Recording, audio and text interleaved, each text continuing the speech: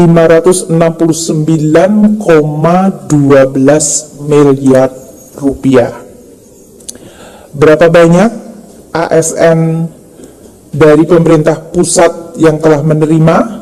Jumlah penerima THR sampai dengan pukul 4.16 tadi adalah 1.911.420 orang atau pegawai atau personel.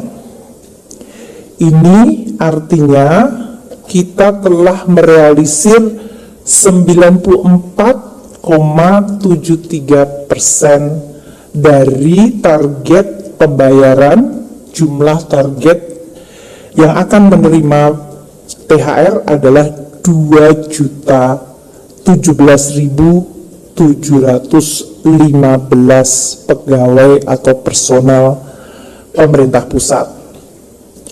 Rinciannya dalam hal ini, untuk THR pegawai negeri sipil PNS mencapai 6.237,03 miliar rupiah. Ini artinya 734.005 pegawai negeri sipil pusat yang sudah menerima THR. Untuk pegawai P3K, THR P3K yang sudah dicairkan hari ini 377,37 miliar rupiah. Ini artinya 98.843 dari P3K yang telah menerima THR. Untuk Polri 1.808,4 miliar rupiah. Ini artinya 457.241 polisi personel yang menerima. Sedangkan untuk PPNPN, apa itu PPNPN? Pegawai honorer. Pembayaran mencapai 489,93 miliar rupiah untuk 146.385 pegawai PPNPN. Secara keseluruhan, satuan kerja Satker ya, karena mereka yang bertanggung jawab untuk mengeksekusi pembayaran THR ini, jumlah Satker yang sudah membayarkan THR-nya mencapai 8.826 satuan kerja atau Satker. Ini artinya 99,71% dari total Satker yang memiliki tanggung jawab untuk membayarkan THR sudah melaksanakan pembayaran THR-nya. Total Satker yang bertanggung jawab membayar THR adalah 8.852 Satker. Oh, TNI belum ya? Ya. Untuk TNI, THR untuk TNI telah dibayarkan 2.656,39 miliar. 2.656,39 miliar rupiah. Ini berapa personel TNI? 474.946 personel TNI yang sudah menerima THR. Mohon maaf keloncat satu tadi. Untuk KL 95 KL atau 100% sudah melaksanakan pembayaran THR-nya. Kementerian lembaga maksudnya. Untuk pensiunan, THR pensiunan juga telah dibayarkan, di mana SP2D ke bank penyalur dengan target total 11.786.000.000 bagi 3.643.828 pensiunan. Saat ini telah disalurkan sebesar 11.571,09 miliar rupiah. Berapa pensiunan yang sudah menerima? Yaitu sebanyak 3.577.359 pensiunan atau 98,18% yang sudah menerima. Yang disalurkan melalui PT Taspen adalah 10.195.195,61 miliar atau 3.095.503 pensiunan. Sedangkan pensiunan dari TNI Polri melalui PT Asabri telah disalurkan 1.375,48 miliar rupiah. Itu untuk pensiunan TNI Polri yang disalurkan melalui PT Asabri sebanyak 481.856 pensiunan. Untuk ASN daerah yang juga kayaknya sering bertanya kepada saya, telah termonitor realisasi pembayaran THR pada 11 pemerintah daerah dari 542 pemerintah daerah. Jadi memang baru 2%. Realisasinya baru 242,19 miliar rupiah untuk 44.534 pegawai.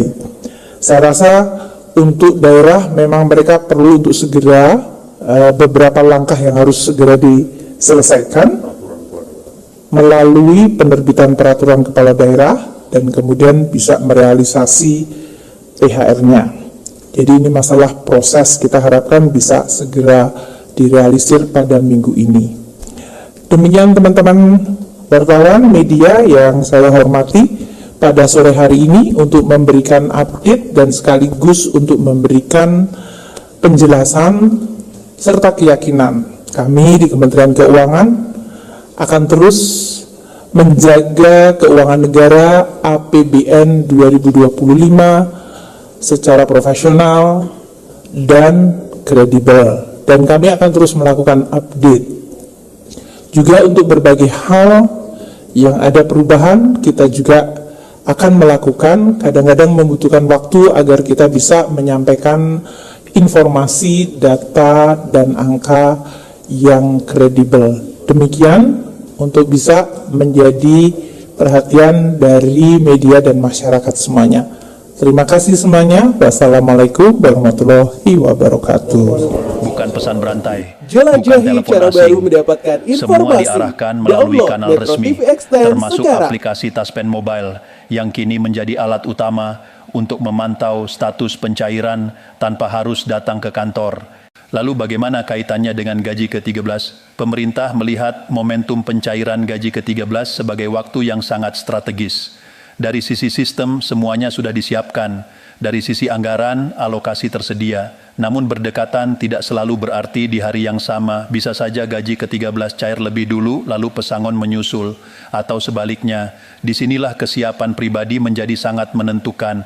Ada beberapa risiko yang sering membuat pencairan tertunda, data kependudukan yang tidak sinkron, rekening bank yang tidak aktif atau tidak sesuai nama, informasi tidak resmi yang menyesatkan. Sekali lagi ditegaskan, tidak ada pungutan, tidak ada jalur khusus, tidak ada perantara. semua proses resmi dan transparan, maka yang perlu dilakukan sekarang bukan panik dan bukan pula pasrah, tapi bersiap, perbarui data kepesertaan Taspen, pastikan rekening aktif atas nama sendiri, gunakan hanya sumber informasi resmi.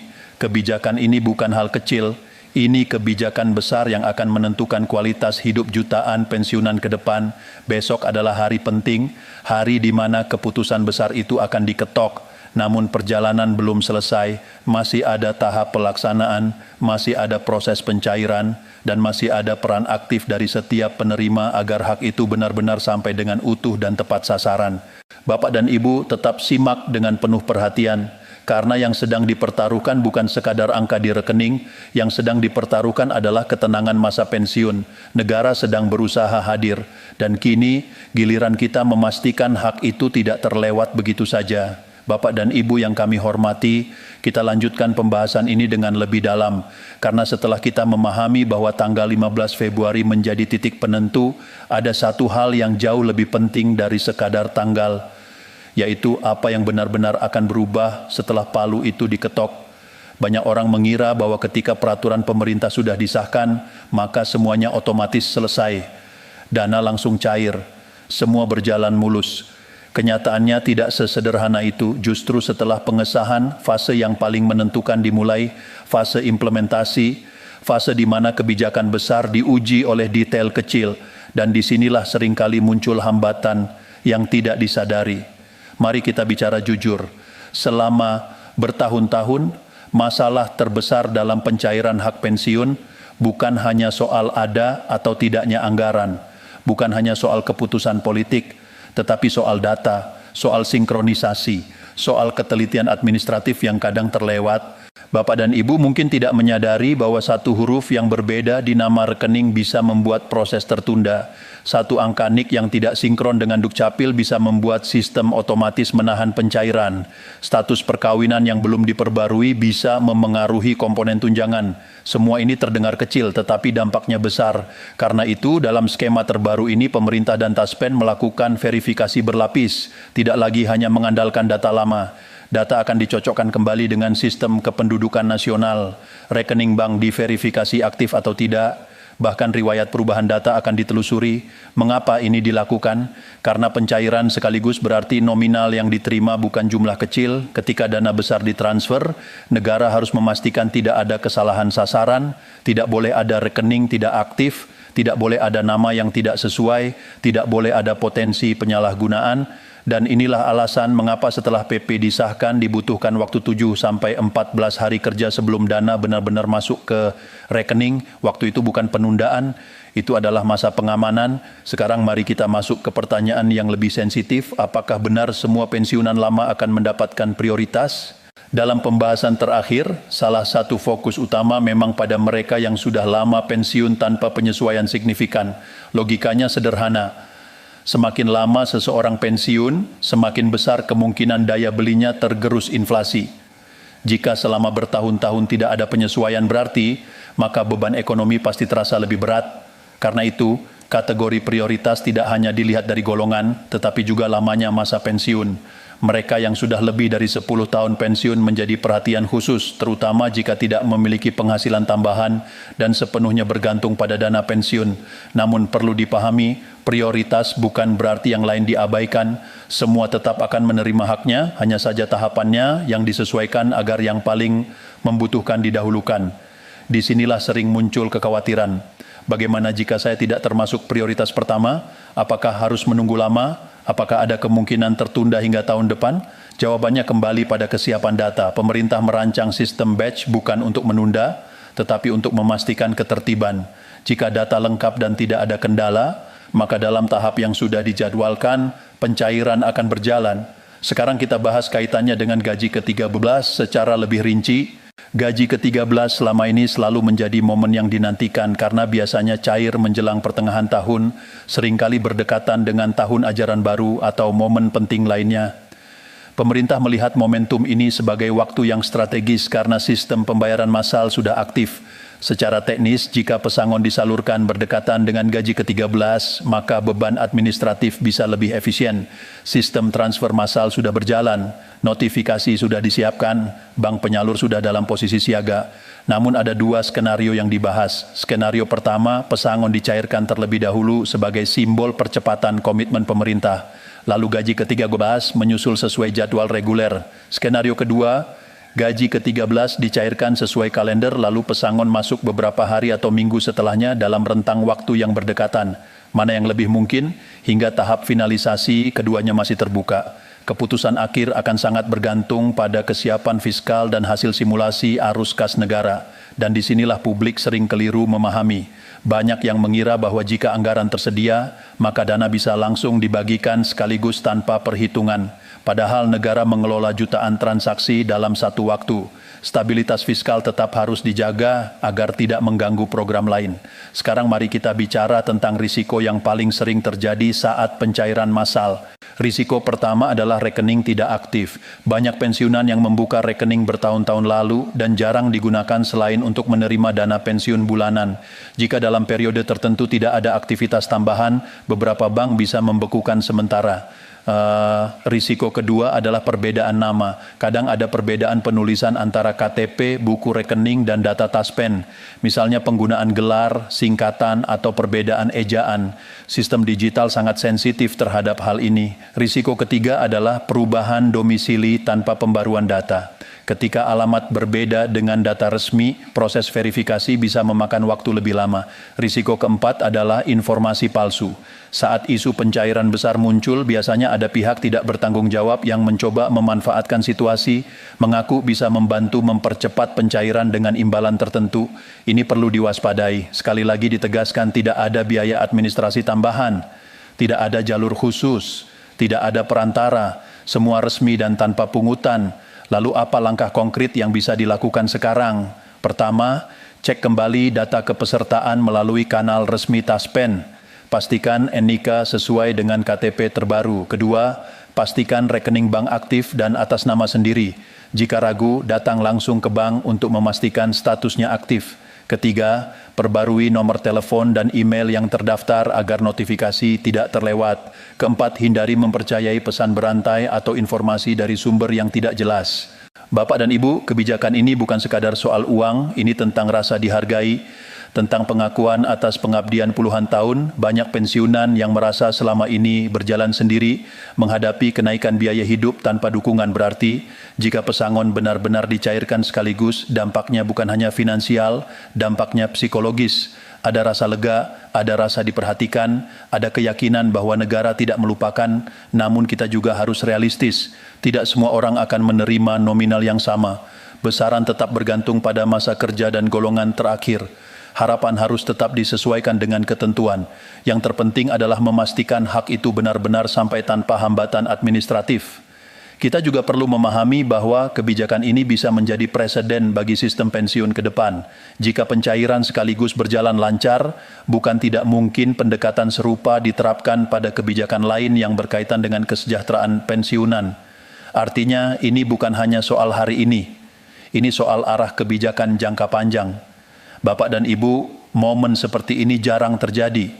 Ketika kebijakan besar berada di ambang pengesahan, setiap detail menjadi penting, setiap informasi resmi perlu dicermati. Jangan sampai karena kelalaian kecil, hak besar menjadi tertunda. Tanggal 15 Februari adalah awal, setelah itu proses bergerak cepat. Verifikasi berjalan, notifikasi dikirim, dan dalam hitungan minggu, tahap pertama pencairan bisa dimulai. Apakah ini akan menjadi titik balik bagi kesejahteraan pensiunan? Banyak yang berharap demikian, tetapi keberhasilan kebijakan tidak hanya bergantung pada pemerintah, ia juga bergantung pada kesiapan penerima. Tetap tenang, tetap waspada, tetap gunakan jalur resmi karena ketika momen itu tiba, ketika notifikasi resmi muncul, ketika rekening benar-benar menerima transfer yang selama ini ditunggu, yang dibutuhkan bukan hanya rasa syukur tetapi juga kesiapan untuk mengelola dengan bijak. Kita akan lanjutkan pembahasan lebih dalam tentang skema teknis dan simulasi kemungkinan nominal pada bagian berikutnya. Bapak dan Ibu yang kami hormati, sekarang kita masuk ke bagian yang paling banyak ditanyakan. Bagaimana sebenarnya gambaran teknis pencairan itu akan berjalan? Berapa kira-kira nominal yang mungkin diterima? Dan yang lebih penting, apa dampaknya dalam jangka panjang bagi kehidupan para pensiunan? Karena setelah semua pembahasan tentang tanggal 15 Februari, tentang pengesahan PP, tentang prioritas dan batch, pada akhirnya satu pertanyaan besar tetap menggantung di benak banyak orang. Ketika dana itu benar-benar masuk ke rekening, apa yang harus dipersiapkan dan apa yang perlu dipahami sejak sekarang? Mari kita mulai dari gambaran teknis. Setelah peraturan pemerintah resmi ditetapkan, dokumen tersebut langsung menjadi dasar hukum bagi kementerian dan lembaga terkait untuk menjalankan eksekusi. Kementerian Keuangan akan menerbitkan petunjuk teknis pelaksanaan anggaran. PT Taspen akan menerima mandat resmi untuk mengeksekusi pencairan sesuai daftar nominatif yang telah diverifikasi. Daftar nominatif ini bukan daftar biasa. Di dalamnya terdapat nama, NIK, nomor pensiun, golongan terakhir, masa kerja, komponen tunjangan, serta status kepesertaan aktif. Semua data itu disusun berdasarkan sistem digital yang sudah diperbarui dan disinkronkan dengan data kependudukan nasional. Tahap pertama adalah finalisasi data penerima prioritas. Sistem akan secara otomatis mengelompokkan berdasarkan kriteria yang telah ditetapkan dalam PP. Misalnya lamanya masa pensiun, usia penerima, serta indikator ekonomi tertentu yang tersedia dalam basis data. Tahap kedua adalah simulasi nominal. Disinilah sering muncul kesalahpahaman. Banyak yang membayangkan bahwa pencairan sekaligus berarti jumlah yang sangat besar tanpa batas. Padahal nominal tetap dihitung berdasarkan rumus resmi yang mengacu pada masa kerja, pangkat terakhir, serta komponen gaji pokok dan tunjangan yang menjadi dasar perhitungan pensiun. Jika sebelumnya pesangon atau komponen tertentu dibayarkan secara bertahap atau belum disesuaikan, maka dalam skema sekaligus ini akumulasi hak yang belum diterima penuh akan dihitung dan dibayarkan dalam satu kali transfer sesuai ketentuan. Untuk gambaran sederhana, pensiunan dengan masa kerja panjang dan golongan tinggi tentu memiliki basis perhitungan lebih besar dibandingkan golongan bawah. Namun pemerintah juga berupaya agar perbedaan nominal tidak menciptakan kesenjangan ekstrem. Ada upaya menjaga keseimbangan agar golongan bawah tetap merasakan dampak signifikan. Tahap ketiga adalah penjadwalan transfer. Disinilah sistem batch berperan. Setiap batch memiliki jadwal transfer tersendiri yang telah disimulasikan agar tidak membebani sistem perbankan dan tidak mengganggu arus kas negara. Bapak dan Ibu perlu memahami bahwa transfer massal jutaan rekening dalam waktu bersamaan memerlukan koordinasi dengan bank-bank penyalur. Sistem harus dipastikan stabil, tidak boleh ada gangguan teknis yang menyebabkan keterlambatan atau kesalahan nominal. Karena itu, ketika nanti muncul jadwal resmi, jangan terkejut jika pencairan dilakukan dalam beberapa gelombang. Itu bukan berarti ada perlakuan tidak adil. Itu bagian dari pengamanan sistem. Sekarang mari kita bicara soal dampaknya. Jika pesangon benar-benar dicairkan sekaligus, dampak pertama yang dirasakan adalah likuiditas pribadi meningkat. Banyak pensiunan yang selama ini menahan kebutuhan karena keterbatasan dana bulanan. Dengan pencairan penuh, ada ruang bernapas. Namun disinilah muncul tantangan berikutnya. Mengelola dana dalam jumlah lebih besar memerlukan perencanaan yang matang. Jangan sampai dana yang seharusnya menjadi penopang jangka panjang justru habis dalam waktu singkat karena tidak direncanakan. Beberapa hal yang sering terjadi ketika dana besar masuk secara mendadak adalah munculnya tekanan sosial. Keluarga besar mengetahui adanya pencairan, permintaan bantuan datang bertubi-tubi. Tidak jarang muncul rasa tidak enak hati untuk menolak. Karena itu sejak sekarang perlu ada kesiapan mental. Dana pesangon adalah hak pribadi yang diperuntukkan untuk menjamin ketenangan masa tua. Membantu keluarga adalah hal baik, tetapi jangan sampai mengorbankan kebutuhan utama sendiri. Dampak kedua adalah sektor ekonomi lokal. Ketika jutaan pensiunan menerima dana sekaligus, daya beli meningkat. Perputaran ekonomi di daerah juga terdorong. Inilah salah satu alasan pemerintah melihat kebijakan ini bukan hanya sebagai kewajiban moral, tetapi juga sebagai stimulus ekonomi. Namun tentu saja semuanya tetap berada dalam koridor fiskal yang terukur. Pemerintah tidak mungkin mengambil langkah besar tanpa simulasi dampak makroekonomi, stabilitas tetap menjadi prioritas. Sekarang kita bahas kemungkinan kendala terakhir yang perlu diantisipasi. Pertama, keterlambatan notifikasi. Ada kemungkinan dana sudah ditransfer tetapi notifikasi belum diterima karena nomor telepon tidak aktif. Karena itu penting untuk tidak hanya menunggu pesan, tetapi juga secara berkala mengecek rekening melalui jalur resmi. Kedua, perbedaan nominal dari ekspektasi pribadi. Banyak yang mungkin menghitung sendiri berdasarkan asumsi yang belum tentu sesuai rumus resmi. Jika nanti nominal berbeda dari perkiraan, jangan langsung panik.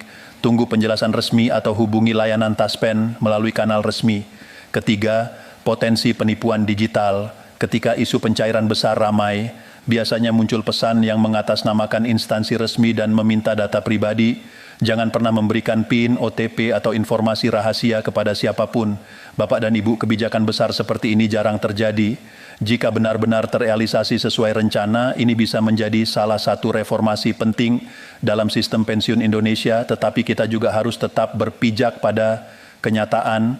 Proses administrasi negara memiliki tahapan, ada regulasi turunan, ada koordinasi lintas lembaga.